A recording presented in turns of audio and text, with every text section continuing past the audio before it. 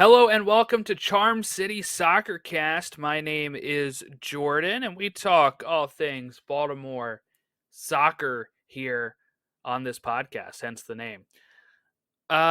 We have a great time coming up for you here.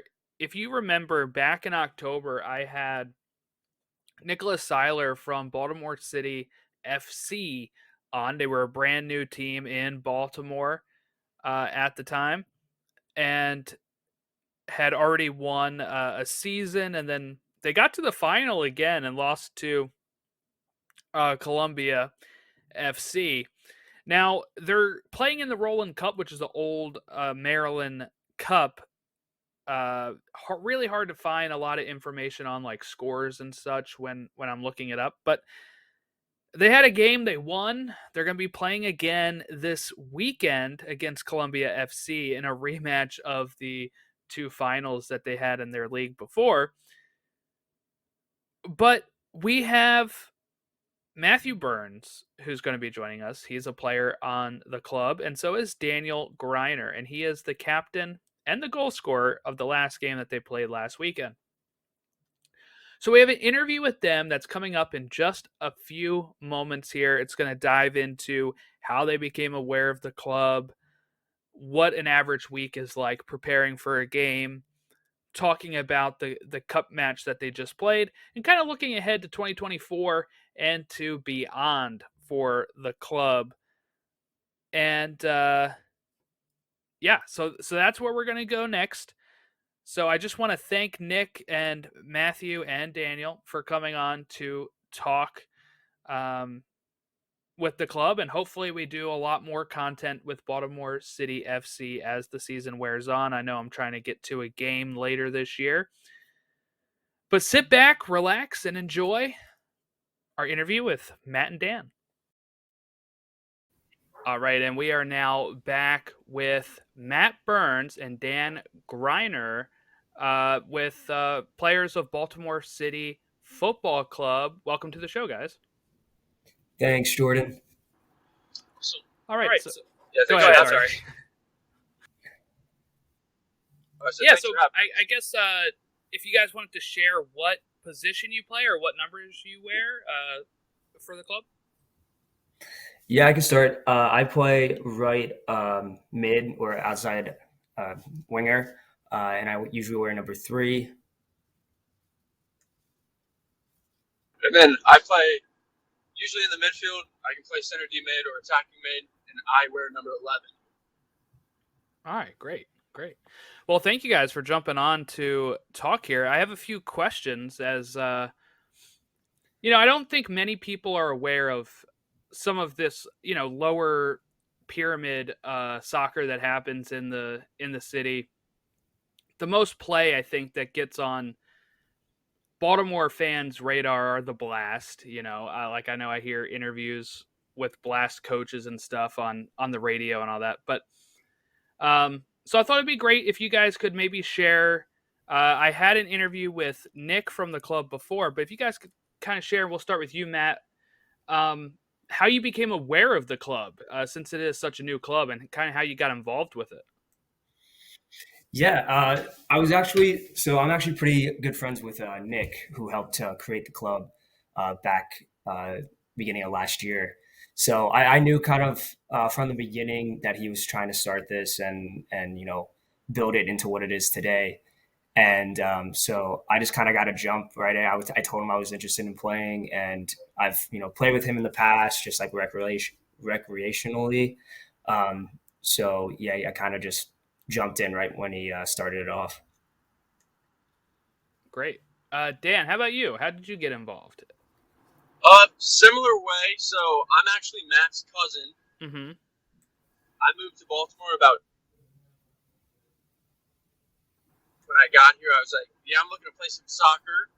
So Matt played with Nick already on a Friday night team out in the county, and Nick mentioned like his idea about this team, and I was like, yeah, I'm definitely willing to join, willing to play. I would love to play. So kind of went from there, just started playing with him and Matt Friday nights, and then that grew into this now where we're playing Sundays, practicing, doing all sorts of things, playing in a tournament. So it's pretty cool. Yeah, pretty cool. I'm a big Maryland, Baltimore guy, so been always looking for a club to kind of take that spot for me. When I follow Major League Soccer, I'm usually following the Philadelphia Union because they're the closest to me. I'm kind of out in northern Harford County, so it's a little easier for me to zip up to Pennsylvania than go through DC. But I've been longing for a team in Baltimore, so I'm glad that Baltimore City FC is existing and is doing so well so far. Um, okay, so I guess Matt, if you could maybe share what an average day is like for a player that plays in this level of the U.S. soccer pyramid. Obviously, not every day is training and stuff, but maybe go Mhm. through, I guess, the regular week. How often are you practicing? What's game day like? That kind of stuff. Yeah, of course. Yeah, regular weekdays or a regular week kind of for us has been a cadence of about 2 to 3 practices depending on our game schedule, and then a game on Sunday. So most of us, we're either in school still or have jobs outside of playing for Baltimore City FC. So during the week, we usually have practices in the evening, and then we also usually during the weekend have like a Saturday morning practice. We usually take those a little lighter. It's more, getting ready for the game the next day. But that's essentially it. A lot of us do stuff outside of the trainings that we have scheduled just to kind of keep in shape and keep, ready to go. But that's pretty much our weekly schedule. So do you guys like play any other level of this? Like, are you guys doing pickup games to keep fit sometimes? Or are you guys playing, you know, elsewhere during the season as well? Or is it just the practice on Tuesday, the practice on Saturday, and maybe some workouts yourself throughout the week? I would say we try not to overdo it. Hmm. I think now that I'm about to turn 28, I'm starting to realize, I gotta take some breaks sometimes. Right. But we both do play in like a Wednesday recreational league, Oh, cool. essentially just to get touches, play with some friends, have fun, take that a little less serious. But we definitely, when it comes to practices for BCFC and the games, take it like an extra step up and an extra level, and definitely I think we both like that competitive aspect of it. Yeah, you said you're 28 or turning 28. I've turned 32 last year, and I'll tell you, it is once you get to the 30s, it's even worse. It's you wake up and you're like, I guess I slept on something wrong, and you're in pain the whole day. It's pretty brutal. Um, okay, so I guess looking at the club and last year, what was the first season kind of like? If you could reflect, Dan, on like the club was founded in 2023 and started playing. What was that first year like for the club? Yeah. So to start, we had about 2 or 3 big like tryouts, putting stuff out on Instagram, just getting players in. So we do big tryouts, and we slowly start like getting a team prepared and ready to go into the season. I think we did our first season was MMSL, and Mm-hmm. at that time it was like you play everybody at once. Where last season it was into regions, but Mm. so it was more like the first few games getting chemistry again. You have this new group of like 20, 30 players, so we just want to get chemistry with the team. But we really started clicking like right off the bat because, like I said, Nick, he plays, and so he already had some players he had in mind for the team, and they've played together. So there's like a good core group of players that came over to this team, already had some experience playing with each other. And then as soon as we get game time under our belts with each other, we just kind of went from there. It's pretty fast how we started to mesh. The team was solid right off the get go, and then it was kind of like just riding that first season together. We just took it all the way to the finals and won. So it was pretty amazing. Yeah, that Sounds like a dream first season, really. Yeah. So I guess what is most of the player squad filled with? Because like, okay, I used to um, volunteer with Baltimore Bohemians in 2012, and they were a new club. They were in the USL Professional Development League, which I guess now is USL League Two. But it was a lot of like they had a very short season in the summer, and it was a lot of just college kids keeping fit out of the college season. Are most players, college players, and also maybe people that just like the sport and can play at this level, or um, like do you like how much of the squad do you think is made out of like current college players versus people that are just wanting to play soccer? Matt, you want me to take this one? I can. Okay, If go ahead.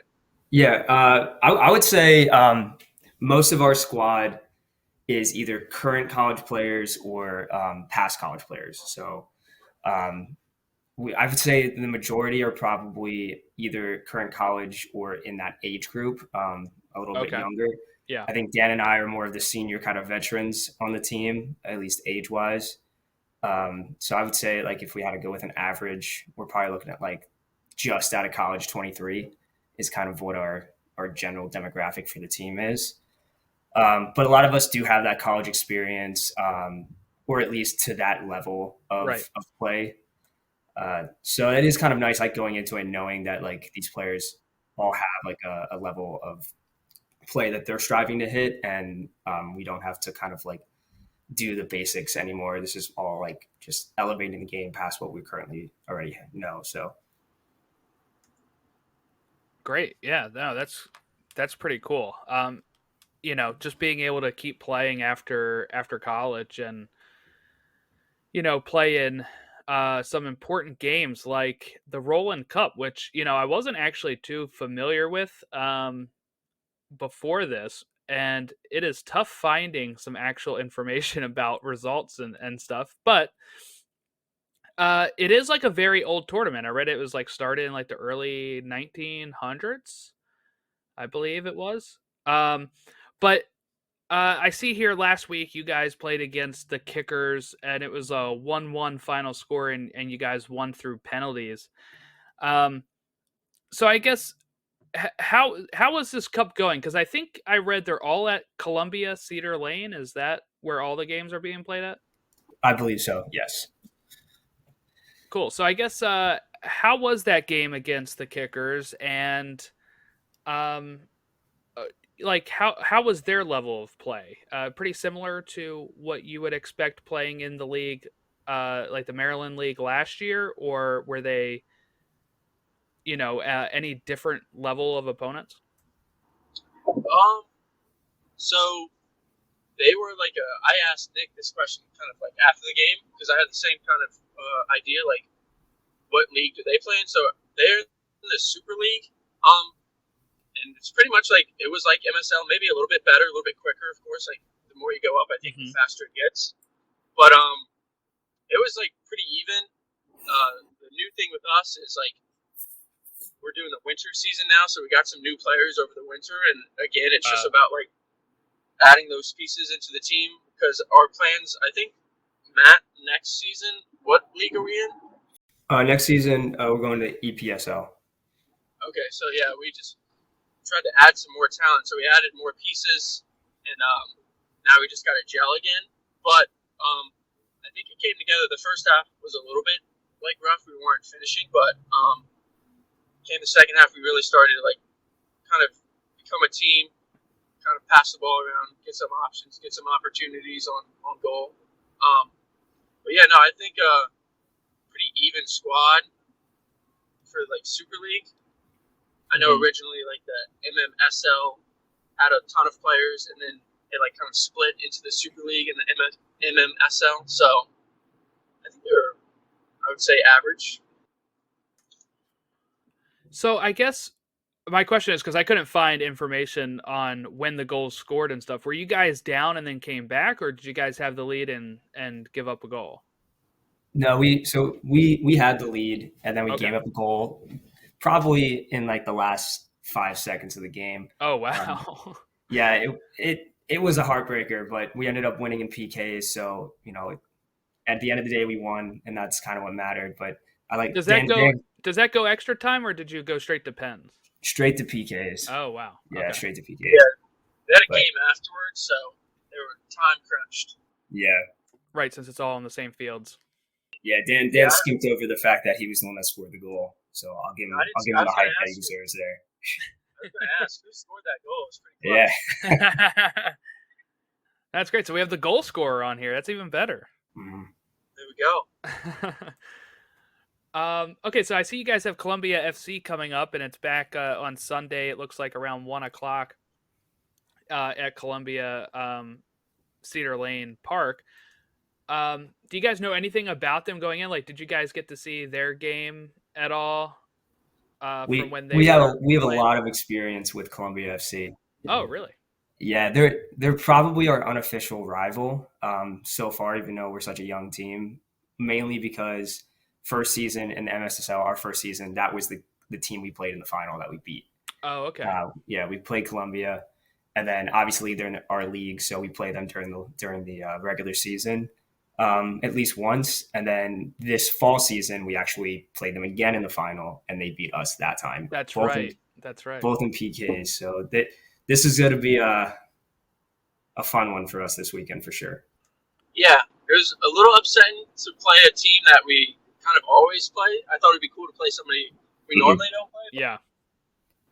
It happens. We play them in the second round, so I mean, we know them, they know us.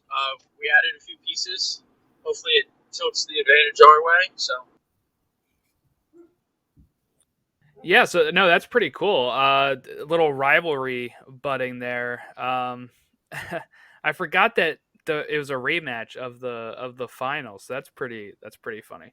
So it sounds like Dan, you're gonna have to score again, maybe preferably more than one this time. Yeah, that's our kryptonite against them. We don't score. We're always taking the PKs. So it always finishes like 0-0 on against them. Yeah, most of the time. 0-0, 1-1. I don't know the first game. I think it was 1-1, and then that was the first final, and then the second final it was 0-0. All right, so it sounds like if I'm betting on this game, it's got to be 0-0 or straight to pens is what I should put down on. We hope not. We've had too many pens. All right, so what are you guys looking forward to in 2024 then? This is the second year of the club. It sounds like you guys have had tons of success last year and just kind of clicking, like you said. What's your expectations, or just what are you looking forward to in the new year here? I think for me, it's I'm just looking forward to the new challenge. I think we're going into 2024. The goal is to elevate even more and to grow even bigger than what we currently are. And with going up into this new league, the EPSL, I think it's going to be a challenge for us. We're going to be essentially playing the teams in our league that were tough games, like the ones that were like 1-0, whatever. Mm-hmm. But that's going to be every single game in the EPSL. We're going to have to battle every single game. So I'm excited for that. Just like high competitive soccer, and to just enjoy it while we grow as a team. That's pretty good answer. Oh, and then how about beyond 2024? Just like, where do you think this club with this market of Baltimore, right? Where do you think they can go? Sky high here, like dreams, wish list of what you could think of where this club can go in this market. Matt, I'll let you go again because you're more talking to Nick about that. You know more about the future. I know we want to have our own little kind of place to call our home, have fans show up inside Baltimore, so it's easy access for people in Baltimore to get to us and stuff like that. Mm-hmm. Kind of make I know right now we practice at Middle Branch, and so we kind of want to build that to be our home field. Kind of, they have a gym, they have all these facilities that it'll be cool to do youth stuff have like training camps and summer camps over the summer, involve some kids, teach them the game of soccer on that aspect, but as well as like grow our game of soccer. So more fans will come out on Sundays, come and watch when those dog days of summer. You got the O's ripping off wins, but you can also get some soccer in it as well. So. Yeah, I think our goal is, just to follow up on what Dan said, is to really build the soccer community in Baltimore around, our team, be kind of like one of those, key teams supporting the culture here, and kind of be that centerpiece for the city. And I think Nick has, a great plan ahead. It's just kind of the execution and like how long it's going to take us to do that, and the support that we could also get from the city as well to make kind of our dream happen, and kind of increase and get our name out there and get Baltimore soccer to be better than what it currently is, and grow more. That is one thing when I moved here I noticed, like, compared to just a small town up in PA that I'm from, down here soccer is like so important, and I feel like it just doesn't get the recognition that it deserves currently in Baltimore. No, I totally agree. All right, last question. Fun question. Do you guys like watching soccer? And if so, who's your club worldwide that you support? I, I'll go first, man. Come off a stunner yesterday. So I'm a United fan. Okay. It's like up and down roller coaster all the time.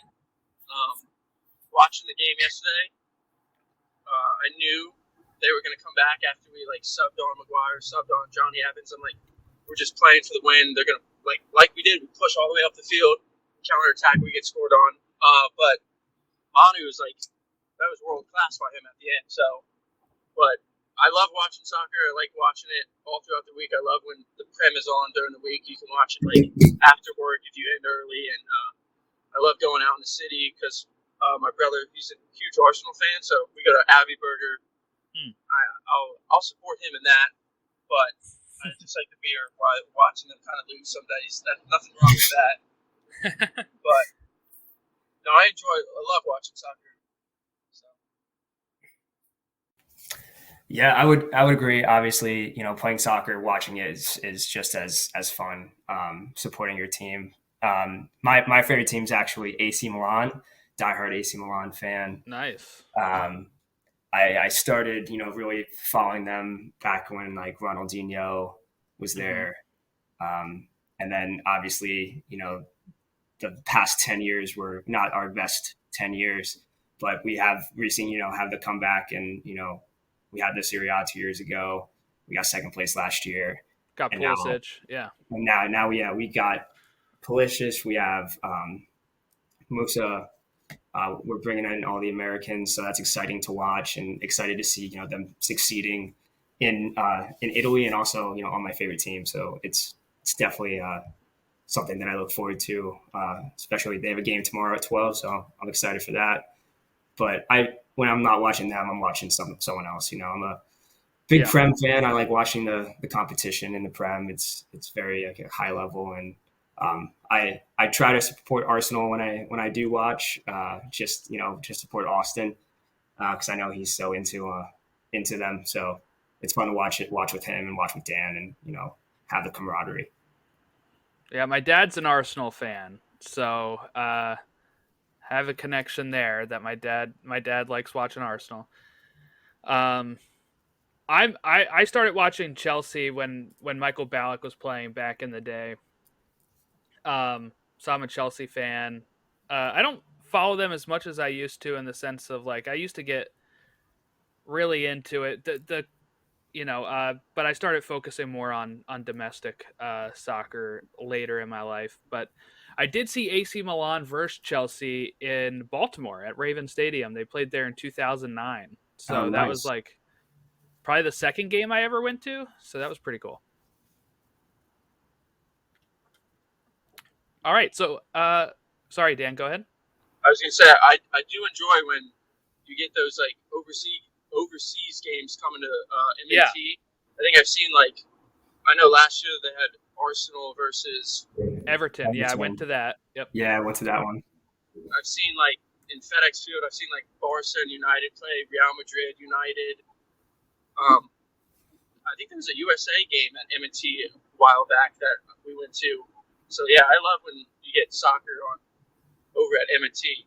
Or I haven't been to the DC United games in a while. I should definitely check that out. I've been to the Union game, and that's a great time. So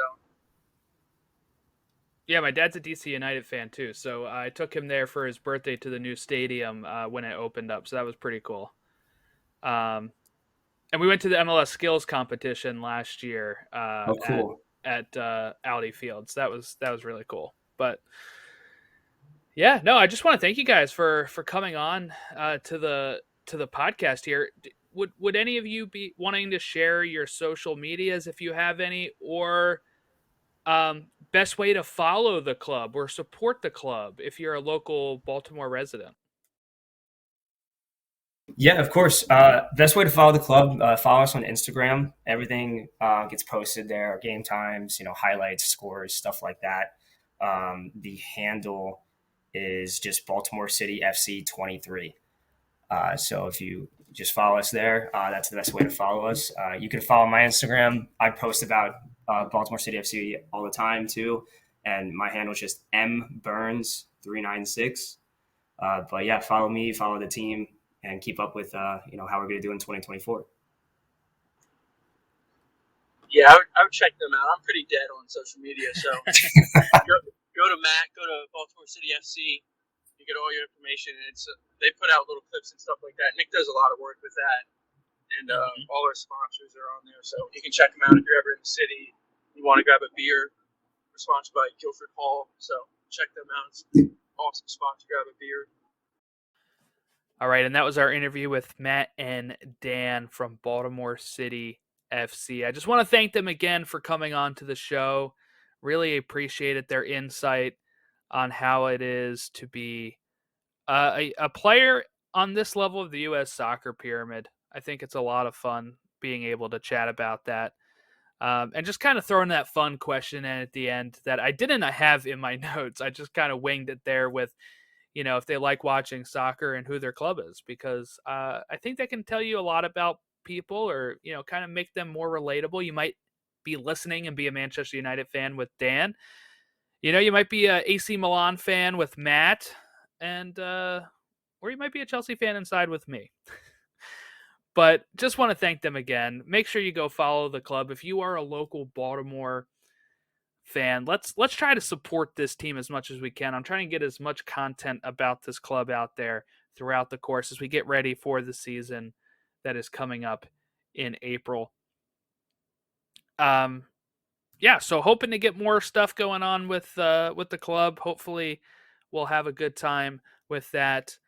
If you want to follow my show here, of course, I sparingly update right now. I'm hoping to be better about that. But if you are a soccer fan, I'm still always over on the Stateside Soccer Show with my friend Logan, where we talk MLS, USL, NISA, and more. U.S. men's national team, all of that great stuff we chat about on the Stateside Soccer Show. I think I might put this episode up on there too. So if you're listening on the Stateside Soccer Show and you're a local Baltimore fan and you're looking for a club to support, make sure you follow Baltimore City FC and make sure you follow us over on Charm City Soccercast, so that way you can keep up to date with all the going-ons in the league. All right, all of our socials are listed below. Make sure you like and subscribe on the video. Rate and review us on Apple Podcasts and Spotify. That helps more people find us. Have a great rest of your weekend, and we'll catch you next time.